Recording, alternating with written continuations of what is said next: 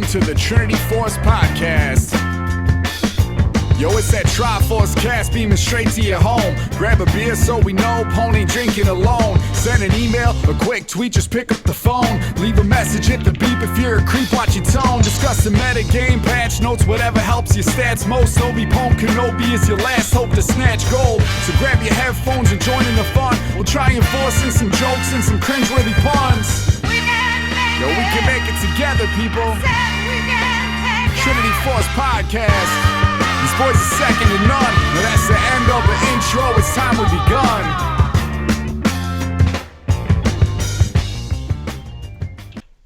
Well, I clicked the wrong button there to start this cast, so that's always a fun way to do it. But everybody's faces are now on camera, and everyone can say hello. Hello. Hi. What's up, people?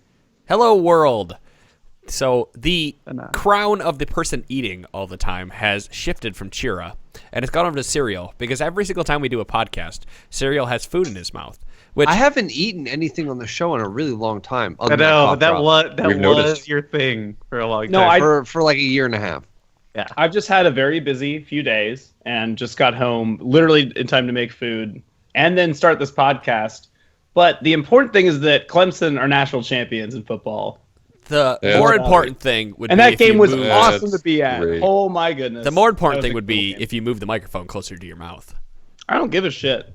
Clemson don't need no bosses. Look we don't at need that. you. We're all happy for you. Yes, congratulations on the foosball sports hand 7 points. Go team. Yep, that was the score of the game. It was 7 points to 0 points. It was great. It was 7 That's all the hands points. to 3 Wasn't even foots. close to that. Yep. God damn it, bitch. That's great. So my goal for this evening is to make it through all of the patch notes without having an extended discussion on one topic. That's not going to happen. Why? Dude, why? Your Those goal are the should best be the parts. opposite. No. All right, well, hey, Adam, here's an idea. Why don't you run down all of them and we just not talk? How about that? Then you get your wish, and Yeah, that's that's it. true. We clocked in. Time for us to go on break. By extended discussion, I mean turning a discussion of one thing into 13 other topics that have nothing to do with this patch, But those and are then the best trying to things. rush through Yeah, that's what the we rest of the do. patch notes at the same time. I disagree. You know, I'm going to try and derail everything we do tonight, so go fuck yourself. Congratulations, you made Good. 4 enemies. Yep. This was his plan all along. If I didn't thought you were already, on- Reverse psychology. if I I didn't thought you were already on have more 4 than like enemies, 2 of these episodes before, but apparently not. well, if I didn't already have 4 enemies, I'd be very surprised because I force you guys to come here 2 times a week to talk about League of Legends to everybody that is listening. So if you're enjoying listening to all of these guys try to derail the podcast, you can go to patreon.com/TForce Network and sign up for replay reviews, Champions Select podcasts, and more. We need to start pushing those out for this month. As is with the T-Force, we wait for 10 days in, and then we go, oh shit, we have to do some podcasts. We tried this time, then there were a lot of tech issues. Yeah, well, I emailed everybody about the replay reviews, and if you are owed a replay review, you know how to send it to us, replays@trinityforcepodcast.com. If not, email us and we will talk about it. So, because this is patch 7.1, is the first patch of the new season, and we have quite a bit to talk about. Now, we are likely not going to run over every single change in the patch, but we're going to hit on the major changes that will affect your gameplay at some point in time. And the very first one, and the one that's going to derail the podcast the quickest, is the jungle experience change. And that's on your very first clear, all jungle monsters are worth less experience than they were previously, meaning you won't hit level 3 off of those 3 camps anymore, and you will maybe be a little bit you just want to have as much levels, you won't have as many levels rather when you walk out of the jungle. And so balance was brought back to the Rift. So the first gank will be slower, or the first gank is going to be at the same time, but the jungler's made a lower level? Which one is this? Adam and I were talking about this outside of or before the show. I'm kind of betting everybody goes back to starting blue, like just no matter what side of the map you are on, just because it's like a much safer and easier clear. Raptors hit so fucking hard that only a handful of champions, and maybe that's what'll end up determining who actually is successful in this jungle. But you know, Raptors hit so fucking hard that not a lot of champions can really deal with that specific camp. At level 1 or 2. So are these numbers not what are these numbers? Because they don't show a 25% change or anything. Or did they say So they like made two okay, changes. They made two changes. They lowered experience across the board in the first clear. The numbers that you see below that are them just tweaking experience gains throughout the game for those camps. Okay. So like So this is down basically everything permanently. except Raptors is less experience, or Raptors is more experience. Okay, so instead it says like Gromp here went from 210 to 200, but it'll be 25% less on Lower your for first the clear is first what's clear. it saying. Okay, I was looking at this earlier today. I was like, that math doesn't at all check out, and it's also talking about blue and red. I think that I know we can have like a small discussion about this, but I feel like we need to see how this affects everything before we speculate completely wrongly about everything and say, well, this will be the best clear now. It's like we have no clue yet. Like this is I obviously haven't been playing jungle, but like I mean, don't know how much this is going to change things except slower first clears. We would speculate is that with the levels, with getting higher levels a little bit slower, things are probably going to go back to being a little bit more traditional clear style as compared to the past. It doesn't necessarily knock junglers out. It makes farm to 6 junglers, I won't say worthless because it's not worthless. Just it nerfs farm to 6 junglers a bit because they can't hit 6 nearly as quickly as they could. So like Warwick eats a big nerf out of this, Fiddlesticks, all the rest. But anybody who has good AoE clear, anybody who can clear quickly and safely is going to reign supreme. So they're still going to see the Lee Sins. Essentially, everybody you've been seeing, Lee Sin, Vi, Hecarim, Zac, etc., will still do very, very well on this in this jungle patch. I mean, Lee Sin might be iffy because he has nerfs that we'll get to later. So that's tough. That's the only He's like reason a I mentioned cockroach, him. though. He might be a good. He's always around. Is I never that get maybe hurting the strong early power spike junglers that were benefiting so much from getting 3-point like each of their skills and then being able to gank so early? Is it maybe going to hurt them more than like Lee Sin's obviously part of that because he's so effective once he has all 3 skills, but is it hurting them maybe more than the farm to 6 junglers? It's because that was their advantage. That was the point of playing them right now is you could get to 3 very quickly, take advantage of that, gank somebody, and be ahead of your laner. Now that doesn't exist. I feel like it hurts them more than, say, a Vi or a Warwick. Well, which of course Warwick's about to be completely different. We don't know exactly how that's going to go. And Vi is still good before she hits 6. Yeah. How many of those junglers? I don't think it really changes the jungle landscape too much. If it does, it just kind of shifts the people around who are priority now out of the same junglers. Like Hecarim is going to be high priority again because he clears AoE really well, and the AoE is where you want to be, right? Especially if you're starting red side, so you can take out those Raptors. Zac still does really well because he heals and he does AoE. Amumu is going to do fairly well. He just doesn't get to 6 nearly as quickly as he did. Safety. It's like you have safe clears, but are still efficient at clearing it. We moved to it's not like more Mammoth, who's just control. like walking and is like, oh, it's going to take me about 20 minutes to finish this clear, but I'm going to be full health the entire time. Yeah, we start to shift. I won't say it's like these changes aren't so large that it knocks everybody out of contention. It's just a shift in what might become more priority, and the priority picks are kind of like more of those control junglers, or the junglers who just do really, really high damage and can clear really well. Again, Hecarim being the first one that comes to my mind out of that group. So, But Raptors overall really did get a lot more experience added. Yeah, some mid laners have been talking about taking Raptors again away from the jungler, particularly the enemy jungler. But sometimes people get greedy. Sometimes you take whatever you can get, Right. which is everything if you're playing mid. And if you're in solo queue. Do you have time to take all of them? I guess, or is it back to take one or two and try to get that extra experience? Fuck, you're hitting someone pretty hard if you take even just one or two of the small ones. If you can get so the difference now is you're getting 20 more experience per Raptor that you can steal from either your jungler or the opposing jungler, and that's not insignificant.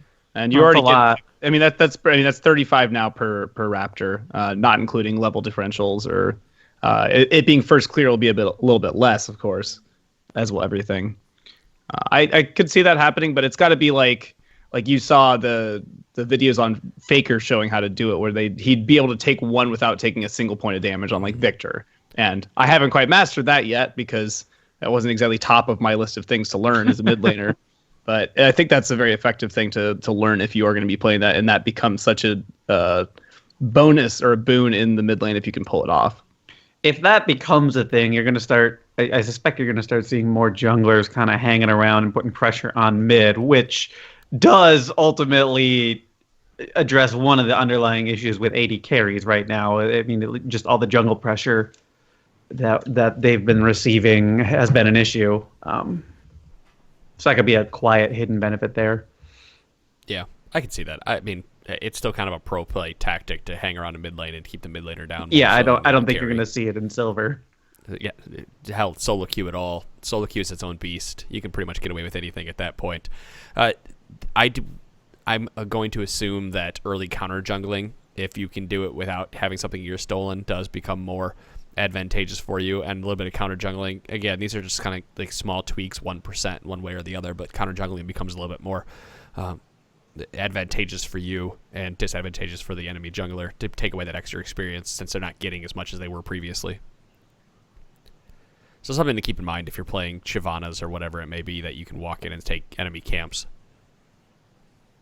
Although you're not getting as much as you're used to, so it's higher risk.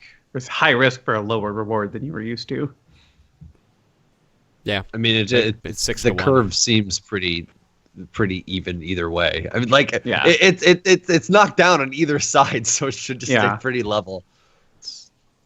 Well, there you go. Jungle experience has been shifted quite a bit. So go out there, play some junglers, see how it feels now that jungle pressure should be lightened by a few degrees. So we're going to move in, and we're not necessarily going down the list as it shows because Dom made this pretty little document. I'm just going down the document. Top laners now we're going to talk about because there's quite a number of them up there with Courage the Colossus and items that they are purchasing right now. And the first and foremost would be ZZ Rot, which we talked about last week. The nerfs have now hit live. The major nerfs being that it only lasts 120 seconds, with the cooldown being 120 seconds. The health per level has been lowered to 0 from 50, so the Voidling health stays the same. The current health decay tick has been increased to 20% from 10%, meaning they don't run as far as they previously did. They die sooner. And they also have less health when they're being attacked by the enemy minions, meaning they're not as effective as they previously were. The structure damage, though, has been significantly increased. So if you're using it to siege down a tower, you're actually doing 15 more, or each minion is doing 15 more damage at the early levels. So I'm sorry. No. That is so incorrect. It's 15 damage per level. It's a shit ton of damage. Oh, right. I'm sorry. Yes. Formerly at level 18, they were dealing 90 damage per Voidling, and now they will be doing 360 per Voidling. That's a very, very big change. So they just don't travel as far, but if you can get them to land on structures, they hit way harder. This is exactly what I wanted to see. I really, really hated the people that were just able to, I really hated that people could just throw it down to stall out a lane and prevent any type of pushing from going on and everything. From a very far distance away, too. It was about dropping it as a safety net is the thing if you were gone. I don't fault people for doing that. Like I said on the other show, it would have been scrub mentality to not do it just because you thought it was like some type of cheap tactic, but I'm glad it got changed, so that's not really a good use of this anymore. Yeah, and it takes more of an active role to use it now because you get such a huge benefit from pushing with it, and you kind of have to stay with it in order to protect it since the minions don't go as far. So it's better than putting it at your tower and then going to push another lane. Like, don't worry about top lane. I got a ZZ Rot there. Yeah, I remember like when I saw this, I thought about I've played with ZZ Rot a couple times, and I've seen those minions come down and deal damage to a turret, and I would think that's actually a lot. Like, that's a big sliver of health that's being knocked off each time, and now it's going to be quadrupled at max rank. That's you will get benefited way more for thinking about this item. I mean, at least if you being smart about the use, being smart about the use as opposed to herder. It's not up, use it. Okay. I do wonder if it's going to be even possible for them to do much like beyond the first turret. Like you take an inner turret down, for example, and everything. What are the odds that it's the Voidlings are realistically going to make it to the second turret now that they no longer have health growth per level, and they're decaying twice as fast as they used to. Well, you still do have the voidlings. Is it the first and every fourth after gain health based on, or that's its damage? My bad. I thought it was also his health. Never mind that. I think what you're saying, Dom, is where this cooldown reduction comes in. So that, when you use to take out the first tower, that Z-drop portal is not going to be as effective anymore. But now you can have it back faster. You can replace it somewhere else that's closer to the second tier of towers. Yeah, that's and then fine. in theory, I'm just saying there were a lot of times where you could throw it, all the way back, towards the river part of the lane and end up getting 2 towers with it if it persisted long enough. And it really seems unlikely now. That sucked. But I'm also kind of scared of this too, just because of how much damage it's doing at max rank. I do like that Voidlings no longer add to the creep score of enemies who kill them, so no more Nasus stacking Q off it. I think that still would count. Yeah, I wonder if that's just if they're just talking about the graphical counter, or yeah, I think that might be counting what as a creep kill. It still says it does on LoL Wiki, but that's also like this patch dropped today, so it's possible they haven't tested those kind of things. I would think it would. Like you still get it for like. I would think. Do you get it for killing like wards? I know that might be kind of a weird one to think about, but if you siphoning strike a ward. Okay, well, regardless, this has changed. It already worked. Yeah, you can go ahead and test it. But it used to work is what we know.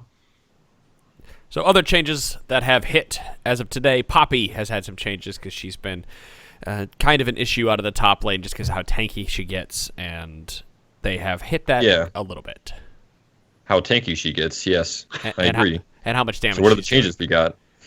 Iron Ambassador, her passive, the shield duration is lowered to 3 seconds from 5 seconds, meaning you can trade with her in lane a little bit sooner than you could previously. And the Keeper's Verdict, the snap cast damage has been decreased by 100, 150, 200, and now only has a 0.45 bonus attack damage ratio. So it's halved. It's completely halved. Mm-hmm. All right, this is going to possibly sound dumb. Because the note below it says uncharged R duration knockup is unchanged per slide. Is uncharged the same as snapcast, or snapcast when you just like hit the R button and release it? What is that? I don't know what snapcast Hold on, let me read that again. I'm pretty sure it's the same thing as snapcast. Yeah, they're just talking about the duration. I don't know why you would change the wording. Use 2 different words. I pulled a lot of it from Surrender at 20 because they had specific context that didn't make it into the actual patch notes, and I liked that. But that might be why we're seeing some language disparity. Yeah, there. Fairly confident it's the same thing. It's snapcast there. But I assume that's what it is when you immediately because you see that happen all the time where somebody's just knocked up in the air just because you can CC them for a second without charging your ultimate, and you don't want to knock them back any further because it was a pretty effective trading tool, or not trading. Like at that point, when you're using that in the top lane, you're pretty much going for the kill.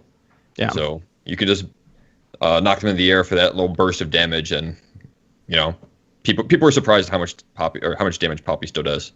So they still have to turn that down. The shield duration, that's pretty nice because her shield lasted forever, and like the idea behind the shield originally was that you can counterplay it, right? You just had to step on it and she wouldn't get it. But it turns out that's kind of harder to do because sometimes that shield lands next to the wall, and then you don't want to approach that shield at all because you're going to get charged. Right. And anytime you step on that shield, Poppy knows where you're going to be, so she can just lay her Q down and you get hit by that. Never mind that she could just kill a minion, get a 5-second shield, and use that to run at you. Instantly. Yeah. So the 5 seconds was a long time. But other than that, Poppy is still really fucking tanky. She is. Until they start looking at the passive on her W. Yeah. She's pretty huge. Always going to be really, really tanky. So I just know they're trying to not look at those specific things and everything. They're trying to. I want to say it was Frostbite the other day was saying that shields are so prominent in the game because it's an easy valve and everything for Riot to tune and just like stuff that they can play around, and that's true. But you get into that shield creep thing we were talking about. As a result, so I'm going to just keep doing that until Adam picks it up. No, I'm just letting you finish your point that I was going to pick it up, but you just kept going. It's so over. All right, well, great. So the Poppy reign is not over. She's still going to be up there, but you have more of a chance to counterplay her, essentially. That's pretty much what the patch notes says. Here's more counterplay. Camille, she's had some changes. Health growth stat lowered to 85 from 95, so she's getting 10 less health per level. Adaptive defense is the passive. The duration is now 1.5 seconds flat across the entirety of the game. It did previously scale to 2.5 seconds. And Hextech Ultimatum, the knockaway stun now only lasts until the target lands rather than a 1 second fixed duration. That makes sense. You shouldn't get like a crazy long stun by somebody being at the very outer edge of that hexagon when you activate it. Instead of just a small boop. All right, well, that makes sense. I'm pretty sure Sean was abusing that, even just in the highlights video. I'm not 100% certain, but I feel like he was abusing that on accident or intentionally. Oh, it was always on accident. Do you think I do anything intentionally, No. Dom? Yeah, you do a lot of stuff intentionally, but she was so new at that point. I don't think you realized that you were abusing that. I don't think this necessarily addresses the problems with Camille because she still has really low cooldowns and a ton of damage early. Yeah, she still has a ton of power. So I think their goal here was that obviously they wanted to make her less tanky, right? So that you had a chance to actually turn on her when she jumps in. But I think this only really affects that early mid game, like right when she gets the Trinity Force before she starts building tank items. Because guess what? Once she builds those tank items, she's still going to be really hard to kill when she jumps in. So maybe this opens up a larger window in the mid game to put Camille down. I mean, what it does is it gives her less of a grace period to keep that shield when she decides to just go balls to the walls in on something to kill it, which is, I mean, 2.5 seconds for a free shield just for hitting somebody is a long time.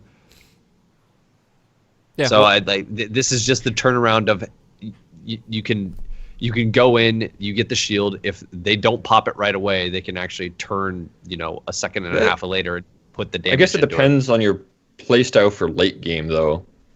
I mean, maybe I'm doing it wrong, but late game I always jump in a lot as Camille, and my shield wouldn't really last very long. Well, it shouldn't because people are probably dumping damage into you right away. But and who cares if it did? You don't want it to last the full duration. I don't know if that change really hurts her that much here. Either you did it wrong, because the 1.5 seconds is still the same as it was early game prior to this.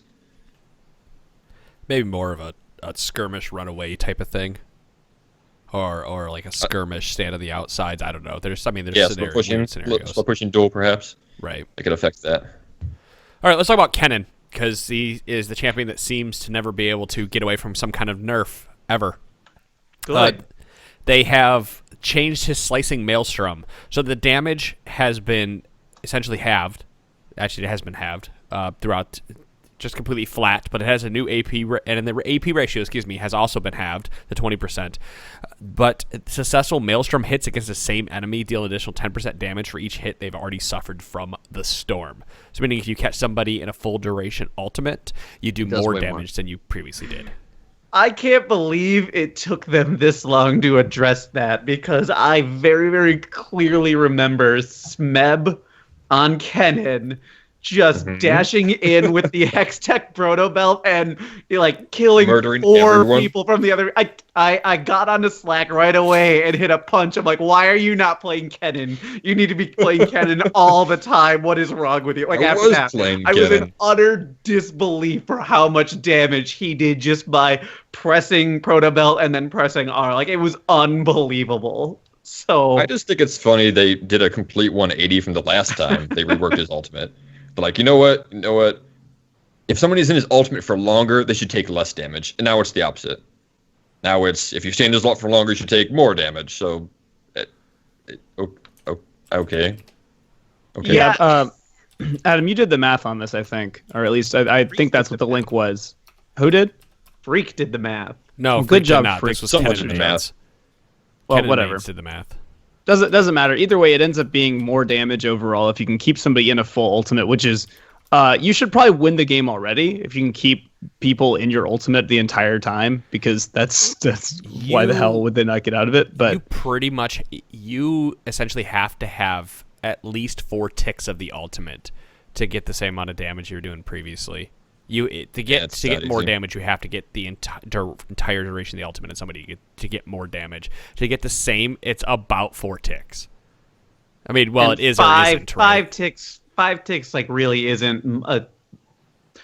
There's no exact break-even point and everything, but if you get 4, you should feel pretty good about that. Like you did more or less the same, and 5, you're not going to feel a whole lot better getting 5. But you get 6, and that's when you'll notice it. Oh boy. Yeah. There should be a bit. I would think there's a better break-even point. Like you need less of them the more AP you have, because despite the fact that the AP ratio got lowered, you're getting more damage with more hits regardless. I did not do any significant math on that, but I would think the base damage break even points. I'm assuming this is that you still got to have 4 ticks to break even with it. Oh yeah, something like that.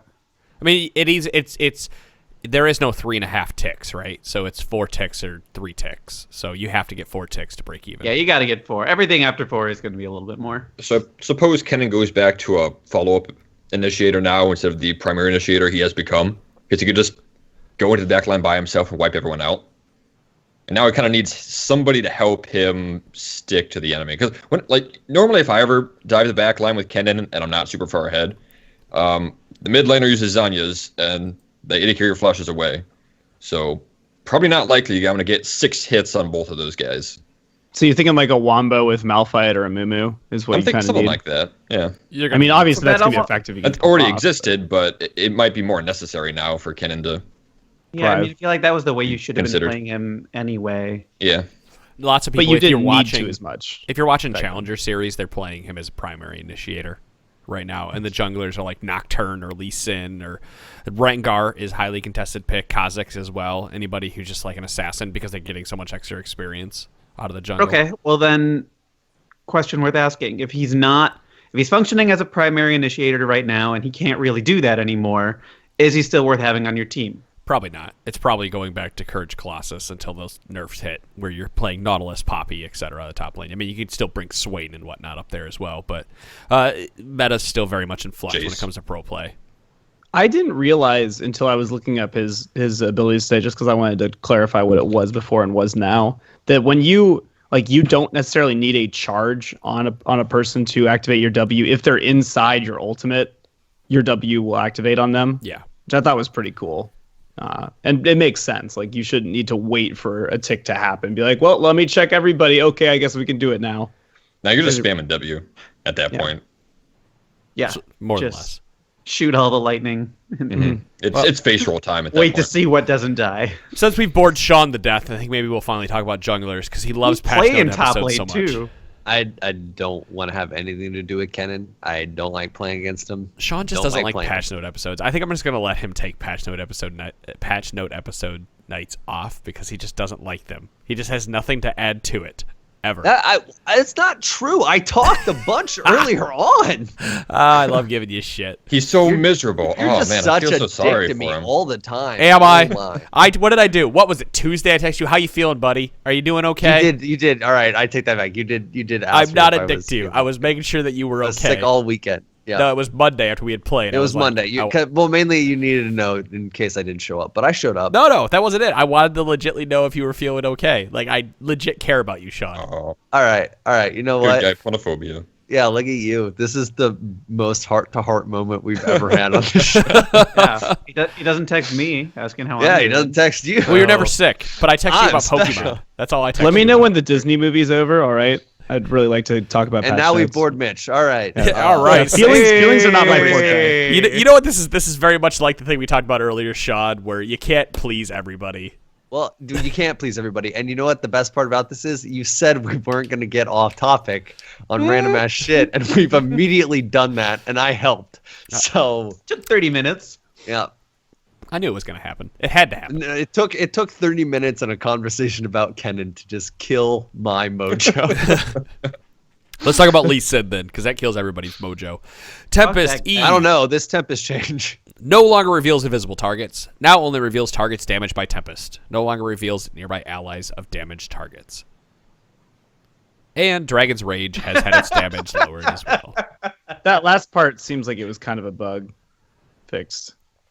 Well, it's done that. It did that before. Like it's been what you used to be able to E, and if it saw somebody, you'd be able to see their ward because they would reveal it.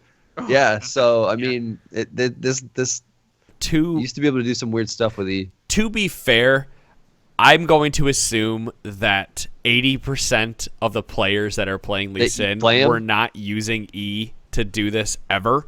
So the E change does not affect anybody but pro players or like Diamond Challenger Master players. Now I know I'm gonna get fucking hate comments and the you know that are like, oh, I played Lee Sin and I noticed this. I knew that. I knew this and you're an asshole. If you've done it one time in the past year and a half that you've played this game, you still don't get a pass. I mean, I don't give a fuck. You could be bronze and understand this and do it. That's great. I'm not saying that everybody doesn't know how to do it. I'm just saying that the large majority of players probably didn't realize that E revealed invisible targets and never used it to try to do that, especially with the play rate at Lee Sin. So now what you were doing before, you can still keep doing it because it still doesn't matter because you didn't know you were doing it anyway. Dragon's range damage being lowered is pretty significant, though, because it has gone down to 150, 300, 450 from 2, 4, 600. My God, I didn't even realize it did 600 damage. I know. It does a lot. I saw that on the PvE. I was like, holy shit, it was hitting that hard? And it's more like many abilities in this game hit that hard in the early going, and then as they released more and more champs, they kind of started shaving power off of ultimates and putting it elsewhere, and then they have to do shit like this. Oh God, we tuned him elsewhere, but that ult is still pretty good, guys. Are we gonna see way less of Pure Assassin Lee Sin now? Have we even seen much of that? I mean, I see it in Soul Damage all the time. With probably not, but you would assume with the jungle changes and the fact that he's not getting as much experience and levels, so he's not being able to gank as often, which should equate to less gold, would mean that he has to use his gold more wisely. One would assume.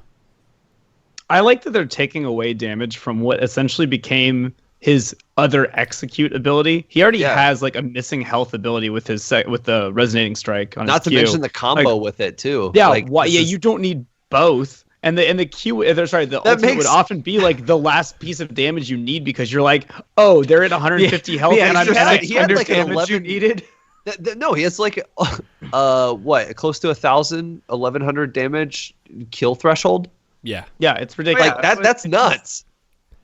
Pretty good with a QRQ. Yeah, let's get it right. All right, let's QQR or RQQ. Generally speaking, the best way to do it is to R first because you get the damage, but all that. Well, I mean, it also feels really fucking good to R and then land that sonic wave from a mile out. To show off. Just so they know that there's not a goddamn thing they could have done to live. And like there's the piece, there's that fun part that it's the Q kick and then you're flying in the air just alongside them like a boss. But there's that long distance. Kick Q to Q. That's just like, well, you tried, kid, but you just weren't good enough. Shyvana has had some changes as well. Burnout W no longer does 20% extra damage against monsters, meaning she's slow. She clears less quickly than she did previously. 20% slower.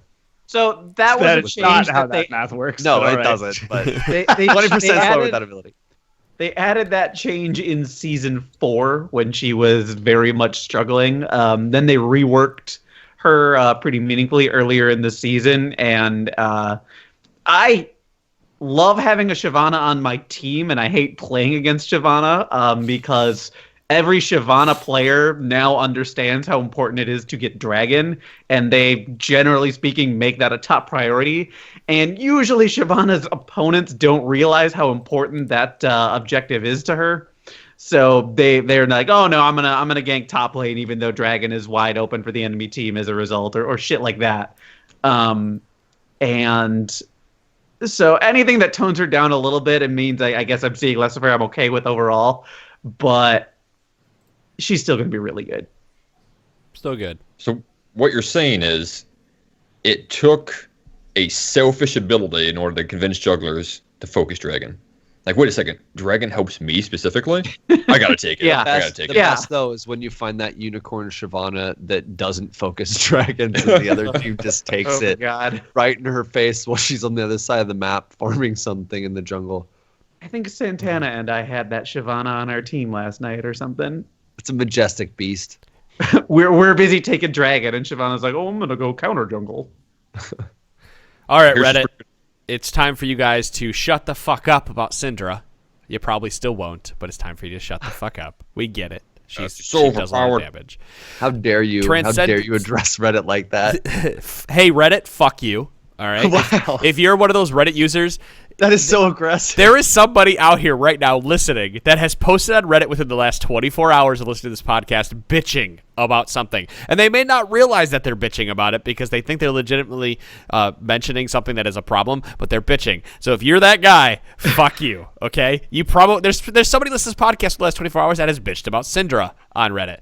If you're that guy, fuck you. Okay, I love you. Please listen to us, but fuck you, because you are not helping. Was pretty powerful, but fuck you anyways, I guess. But you're not helping. We get it. It's like one of those things, you know. Well, no one on this podcast has kids, but it's one of those things with the kids where like they tell you something. We don't know that. And I know. It's so sad. But you know, it's a kid thing, right? They tell you something, you go, okay, kid, I got it. And then they go, hey, did you know this? And they tell you it again, and you go, okay, I got it. And then they go, hey, by the way, this, and they say it 3 different ways. So that they make sure you got your point. And you're just like, shut the fuck up. I got it the first time. You didn't just tell Redditors to go fuck themselves, but also that they're intellectually children? Yes. Is that where we're going with this? We are all intellectually children. It's also probably better you didn't get my joke there because it was not a good one. That's good. I didn't even hear it. I don't listen to it.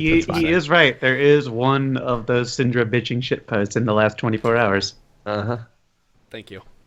Was it a listener? Hey, can we pause the podcast and ask him? Adam. No, let's go ask him if he's a listener. Yeah, just call him up real quick. Do you listen to the show? All right, Syndra, Transcendence passive, Force of Will W, additional effect at max rate, change to deals 20% bonus true damage from grabs at 2 additional spears near the target, meaning she doesn't get the addition. She just can't pick up more spheres than she previously could. She picks up Callista's spear and Italy spears and this is important because of the way it worked with her ult. Her ult added a bunch of spheres and those did damage, but then it also picked up, like, it added to it any of the spheres that were existing. So whereas previously you had to be very, very meticulous about keeping your spheres around by using W, as previously you didn't have to be meticulous because you could just spam a bunch and then use W to pick up 3, and that kept extra spheres and did a boatload of damage to the poor unfortunate and gave you more stun targets with E because there was more spheres. Yeah, and that was nice little icing, but it was just the sheer power that R was getting for it was the big thing. And then you stunned after the fact if the AD carry somehow wasn't in the front line. Or somehow wasn't in the back line. I mean, 20% bonus true damage is quite a bit for how much extra Especially because the minions that, like, if you pick up a minion and throw it, those are going to deal the 20% bonus damage too. So it's not like... It's a nerf, but it's not as bad as... It's worth noting they did also lower the AP ratio by 10%, and damage went down by 10 total across the board as their base damages. So, like, you're not just getting 20% bonus damage, thankfully, because that would be a little bit much. But you're also, like, seeing 2 different abilities that now scale up their sorry. Q doesn't do that anymore. Q's is now they last longer when they're at max rank. But that was the old bonus for Q, was you got 15% extra damage. Not true. Yeah. But it was still bonus damage. Now you get that from the W. Yeah. I was just looking through that. They last longer. So you have more time to do that to get the ultimate up at its max power, but yeah, you're not keeping that many balls around just for spamming Q and hitting W. Did this put her back into the dumpster? No. If I'm recalling correctly, the impression on her, like, before the mage rework, was that she was really not a very good champion to have around. I might be misrecalling here, but I don't think it puts her in any kind of dumpster. She's still going to be fantastic for solo queue. I mean, the other change, just to add on to this, since we're talking about, is cooldown for R has been increased to 120, 180 from 190, 80. So you don't have as much power early. Yeah, that's gigantic. And that is pretty big. That's 20 seconds extra on your ultimate in a mid lane where you're going 1v1 and used to be able to blow up the person off cooldown. Like, it's that. I mean, that's ridiculous. And I think they might have I don't know how to phrase this right. Under tuned her, but I think they might give a little bit of power back, maybe in like 10 seconds on that ultimate, or messing with the damages or something. But because now you are taking away from the very skilled Cinder players who could pull off the whatever number of ball combo it was. We did do a Champs League podcast on Syndra before this was an option, I believe. So I don't know what the max is now or was. What was it? Bjergsen was talking about that there's we know that there's cinder bugs out the ass right now. We talked about yeah. They've been around for forever. Yeah, there's 100 different cinder bugs. I don't know anything about those. And even Bjergsen said that he asked them at Worlds if he played Cinder if he could use a specific bug. He never said which one it was, and they said that's okay to use. So regardless of all these changes, there's still a billion Cinder bugs out there. There's Cinder bugs out there where you can 0 to 100 somebody by doing a specific combo of moves, right? Or being in a certain location. There's just a bunch of fucking crazy ass bugs with her right now. So if you know how to do it, you're still abusing the shit out of her. I think it's ridiculous that you can take a champion that's dead and fill them up to full life, going from 0 to 100. That's amazing. And Syndra, who's not necessarily known as a healer, that's a crazy combo that she can pull off. It's called a bug, Cereal Box. It's called a bug. You deserve that. So that's Syndra. There's some changes there. Hopefully that tunes down the bitching. It probably won't. They'll still say, it's point and click ability doing tons of damage, etc., etc. Rise overload Q. Bonus movement speed lowered to 25 to 40 from 25 to 50, and 2 rune discharge shield lowered to 65 to 100 from 60 to 200. Guys, those are percentages, mind you. They are not flat numbers. Guys, somebody was lazy. No, but guys, I think this was just the change Rise needed in order for us to let Mitch play him again. No, absolutely. Is it him getting nerfed? Wait. Making Rise a worse champion is a reason. So I think this is. What? So Rise he has an excuse when he does terrible. I think to that point, I did play Anivia, I think 2 or 3 times after her change that was supposed to gut her, and I believe I won both of those games. So it wasn't because I did well, but I won the games. Nivea still gutted. Nivea dumpster. Nivea bet worst champion. She's a good champion. Talon is next on the list. No one gives a fuck about him because he still is a terrible asshole of an awful champion that is not good. Again, Riot, if you're listening, please take the E away, put it toward a passive, and give him some damage back in his E, and you would see him be played a lot. He'd be awesome, but right now he's trash. He's gutter trash. It's hard to have a conversation about Talon with lethality in the shape that it's in. They did say that they are potentially changing lethality to be 60 up front and 40% later, rather than 40% up front and 60% later. So we'll see if that change goes live.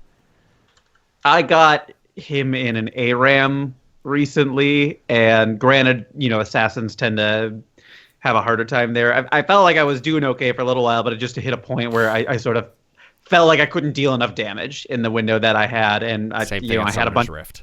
I had a bunch of lethality items, and it was just that's really the issue here. Is it not going to be I know this is a small change, and I don't know if we mentioned it, but the heal on kill on his Q is up a little bit. It's up 2 base and 1 per level, so which is not that much. But you're still getting at level 1, 30 mana for a 30 heal, roughly once you get level 3. Still sucks, doesn't matter. At 4 seconds. Moving on. Don't give a fuck. Talon's gutter trash. He's bad. It's different. He's bad. It's nice if he's in a melee or a matchup with a melee opponent and everything, but against range, what's that really doing for him? Oh, I agree. I'm not saying it's going to change him that much. I just think that there is going to be a breaking point where if they keep bumping him up a little bit, he's going to be real good. It's just not close yet, but he's real bad. He's always bad. Gutter trash. I'm just gonna keep saying it. All right, Lucian Marksman got some changes. Professional. Thank you. Light Slinger, second shot damage increased to 40%, increasing to 60% by level 13, from 30% increasing to 60%. So you got a 10% buff on the second shot damage. Piercing light Q damage increased to 80 to 220 from 80 to 200. So doing a little bit more damage early. The numbers, if you pull them out, it is not a buff until level 3 for his Q damage. What? Yes. How does that make? Because it's 0, 5, 10, 15, 20. Okay, level 3, level 3 when you put your second point into Q. I thought you meant. Okay. The amount of damage you're actually getting off Light Slinger is pretty. It's not crazy, but it's. If you're using that ability a ton over the course of a laning phase, getting another 10% of your AD on those second shots just at level 1 is pretty damn good. And I mean, part of what made him such an effective lane bully for a long time is his light slinger passive and how much damage it was doing early. And then eventually they nerfed it gradually over time. And now it's back to what it had been at some point, I think. I liked the part about Lucian where he says, I want to try to derail the conversation by bringing cute dogs onto the screen. Look at the little puppy. Look at the puppy. Everybody Puppy look is at the terrified. Puppy. Oh, he's adorable. That poor puppy. Look at him. He's adorable.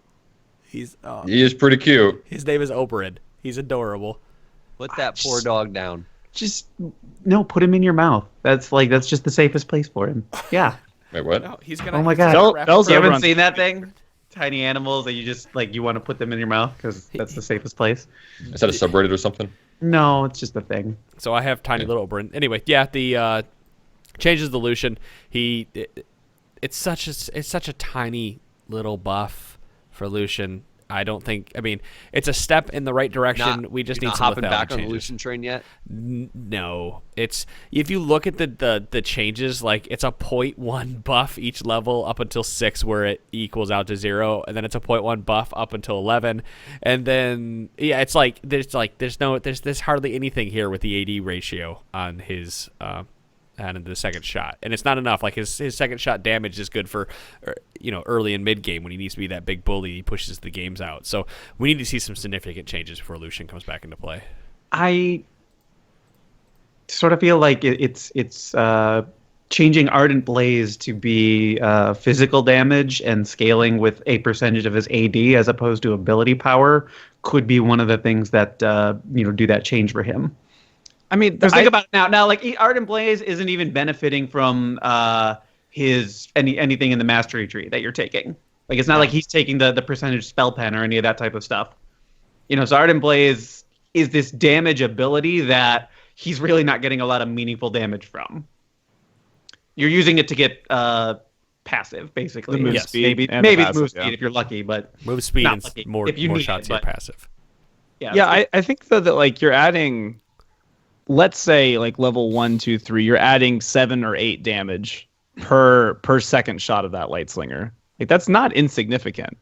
Like I actually don't think that should be overlooked so much, despite it looking like a small change. Like if you bump up that damage multiplied over an entire laning phase, I think is going to be way more efficient than you might think, because you use your abilities a lot when you're in lane as Lucian. Like you have to be doing that, otherwise you're just not an effective AD carry. Yeah, I mean there are also a lot of times where you're just using the auto attack to turn around and last hit. Regardless of how much extra damage you're doing and whatnot, I mean buffs are buffs, right? Like these are buffs across the board. They make him better no matter what. They do buff his win ratio, but they don't push him into 53% win ratio like Caitlyn and we don't need him to be. Lucian in 53% win rate is the worst thing that can happen to the AD carry role. He's like one of the worst. He'd be one of the most toxic champs to play against. Whereas the other ones, he's worse right now. He's like terrible. No, mark it. 46.8%. That's what these changes make him put him to. Oh, okay. Did you like even numbers a lot, or did you just actually think about that? I just pulled a number off the top of my head. Okay. I mean, he's at 44.84 right now. So yep, it bops him up to 46.8%. Market. Give me a second. I agree with Mitch's sentiment that when he is strong, he totally warps the meta. He shouldn't be worse than Callista. All right, so I just Callista's did a random trash. number generator, 1 to 100, and my number is 70. So I think he's gonna have a 70% win rate after this change. I ban Lucian. You should put a 4 in front of that. Just be like 47%. 470%. That would be unbelievable if this change was what it took to put Lucian just back on top of the leaderboard. I do like back on top with the biggest win rate that's ever existed in League of Legends. I mean, so you're ignoring that crazy prediction, but like if it was something crazy, like all of a sudden he's back to 54% win rate. If this was the change, that would really say something about the champion. Right. All right, well, I like these Draven changes that are coming through. The bonus damage on Spinning Axe has been changed to a flat 30 to 50 damage plus a percentage of his bonus AD from just a percentage of his total AD, and the mana cost has been adjusted on W to decrease with each rank you put into it. I really like that W change. Oh my god! If you look I like the Q change. If you look at the damage he's doing at level 1, he's doing an additional 8.2 damage with each axe that he's throwing out. Right. And this, I think, these changes, specifically with the scaling ratio that it has on it now, if we're doing the 3 BF Sword Draven build, I do think that this helps out I mean, obviously it helps out anybody because it's straight buffs, but like it makes me scared of Draven. What has happened in the time that I've been out of bot lane that Draven needed a damage buff on Q? He's been bullied out. That was not the case the last time I checked in. Because he needs to be better at doing what he's supposed to do, he's not supposed to get more mobile. What change would you possibly do to Draven? Well, the W change is fantastic because you could just run out of mana by using easily. W like you normally would. Because you just spam it, right? Essentially, because every time you catch an axe, it refreshes. Yeah, exactly. Sorry, it refreshes the cooldown, not. It doesn't just keep the buff going. That'd be. And you are leveling W second anyways, so it's not like W was a third max and now that changes. No, W was already your second max because of how much you got from it. He's played a lot more than I thought he was. Yep. Straight buffs. So if you see a Draven, likely be scared. Well, maybe not be scared, but if it's like if it's a good Draven, early. Yeah. That's always the catch. Oh, could be a terrible Draven. There is nothing better than being a support and having a Draven on your team that just knows his shit and just is scared of absolutely nothing. I've seen somebody play Draven as a counter pick to Blitzcrank, which in my mind seemed like the absolute worst fucking idea you could. But he gave zero fucks about that Blitzcrank from moment one, and it was beautiful. Traditionally, he's pretty good against Vayne, too. Not sure how much that's changed with the stealth changes, but... Hey, why don't we talk about the champion that Pwn can't play at all, but might be able to after this change? Kind of like how you tried to troll me about Ryze a second ago. No, it's not that I can't play Callista. It's that... No, you can't. No, you can't. No, please I can play Callista. However... She just sucks. She's just ass. Okay. No matter what you do I don't have the same Callista, hubris as you. Can I talk? You can just keep talking. You can just keep shitting on me. Listen, I got a puppy in my lap. Now you know how it feels every time anyone else gets interrupted by you. No, that's not even true at all. You're talking That's 100% blowing shit out your ass. You're right. You can't play Callista. Now stop talking. Anyway, no, Callista, no matter what you do with Callista, regardless of the damage, she hasn't had any damage changes, right? Like the basic attacks in Ren now add a spear to enemies at all times. Formerly, it was only when Ren does off cooldown. So that is a nice change with the number of spears you're putting into a target. Rend E, minimum units killed for the mana cost refund lowered to 1 from 2. So you can now use E to farm in lane, which is fantastic. I still don't like Callista in the current state of the game. I think we have a shift and Callista comes back pretty hard. Like just a shift with marksman itemization or tank itemization or whatever it is. She's always going to be... Like it's gonna be. I mean, when she's at her peak, she's so mobile that it's a pain in the ass to deal with. And when she can't do enough damage to do the things that other AD carries are doing, people aren't going to play her because she's too hard to learn if she's not already good on her own. See, my issue is that as long as the passive on Rend, which is the spear part of it, still interacts with Runans, I think she's always going to be like too problematic at high level play, which means they nerf her to the ground like she is right now, and then they're not going to pick her. It's a pretty easy change to remove that specific interaction, and then start looking at what they've at doing some of the other stuff that they've done to her along the way because of that that interaction, which they clearly weren't thinking about when they developed her. I was on the show with Punch where we were trying to figure out what was going on. Why were they prioritizing attack speed with on a champion when everybody else was always prioritizing damage? I think one thing that's really going to go hidden here is that. Okay, I think one of the issues with her team fights might be, let's say you have a priority target that you're trying to kill, but they're going to get out of range, and your option prior to this patch is you can rend them. And if it's not going to kill, you're like, well, then I'm not going to be able to stack anything for a while. Now and then you're kind of useless. Like she doesn't do a lot of damage to front lines unless you can just build up some stacks and then shred them. Now you don't have that downside anymore. Obviously, you can't just hit E constantly, but now you at least have the ability to throw it out, get the damage onto the target that you want to get a bunch of damage onto, but might not be able to kill, and you might lose out on it if you say, well, I'll wait until it will kill them. But then you've just missed out on the damage, and you might not use Rend until later on anyways.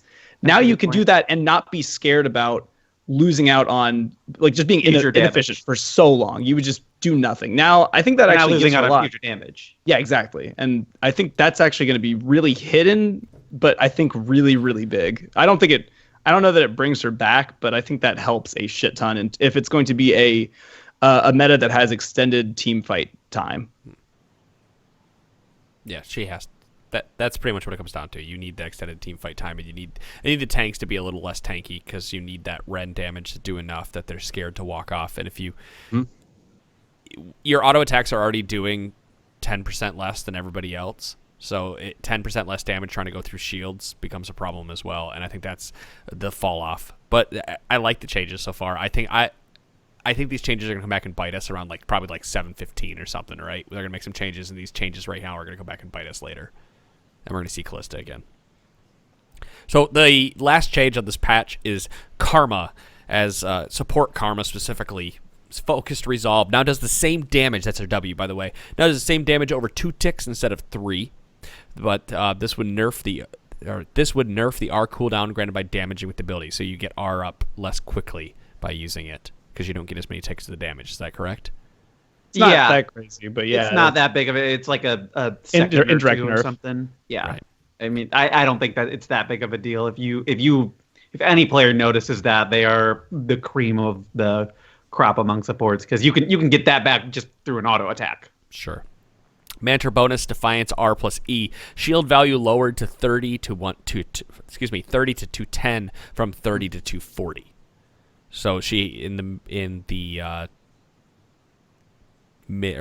early to late game, she's losing a lot of shield bonus from that, which admittedly it was probably a little too much. Yeah, I mean, we talked on Monday about shield creep and just how crazy that shield was getting through very easy to access items and boosts, so it makes perfect sense that they're touching that. She's still good. Oh yeah, still fantastic, still has great poke in lane, still has great protection, etc.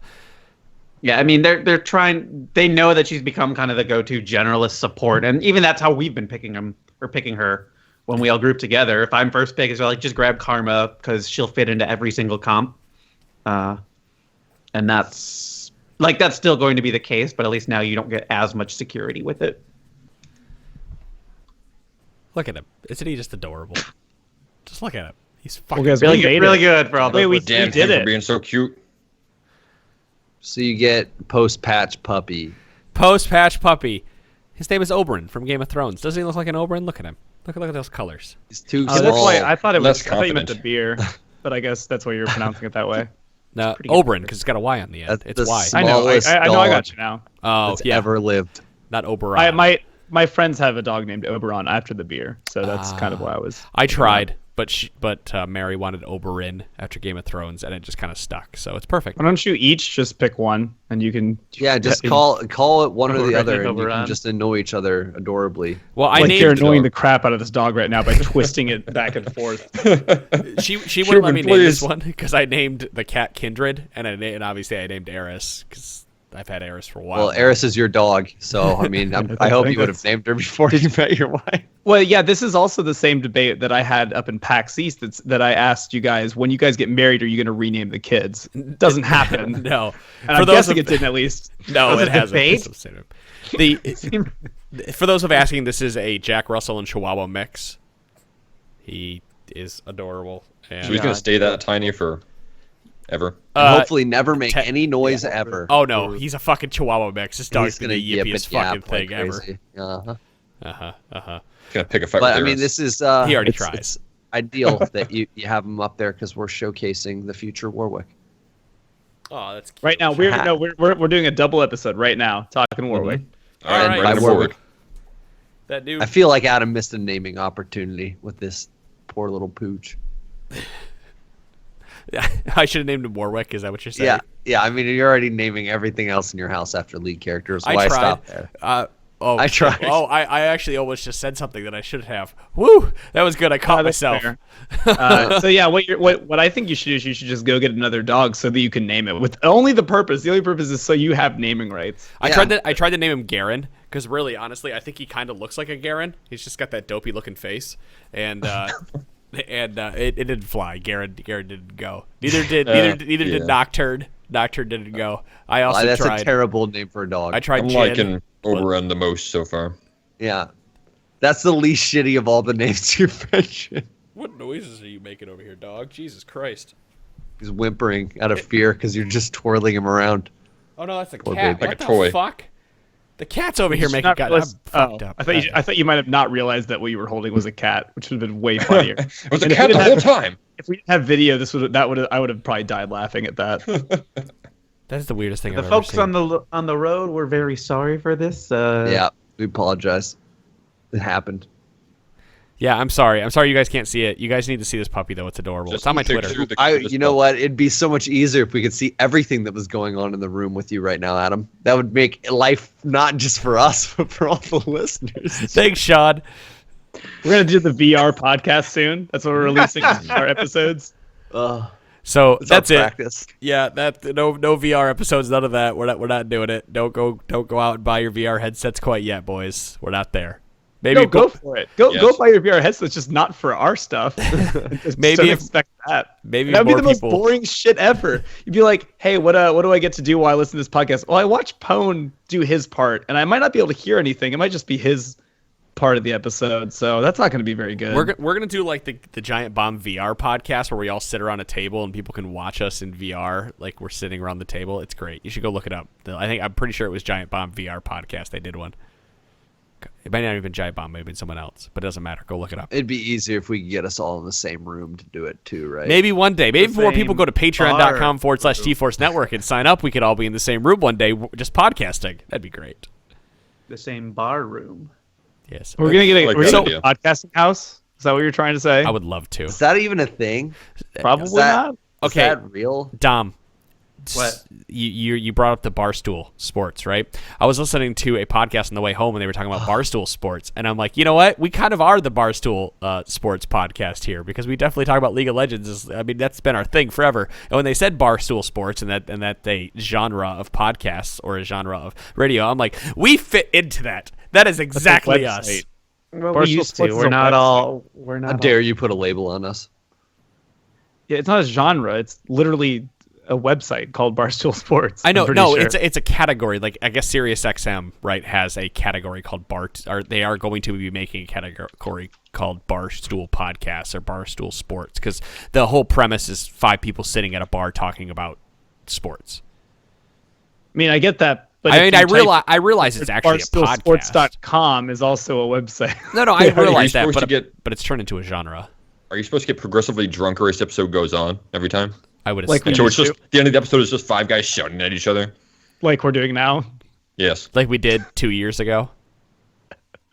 All right, Yes. guys. I think we're gonna end it there, guys. Thank you so much for listening to the Trinity Force podcast. Thank you guys for sticking up with us and putting up with Sean and everybody else on this show. I just like to make sure Sean's listening. That's all. That's all this comes down to. What, you have to sneak in little things that you know I'm gonna Or fucking jabs. rage at you for later?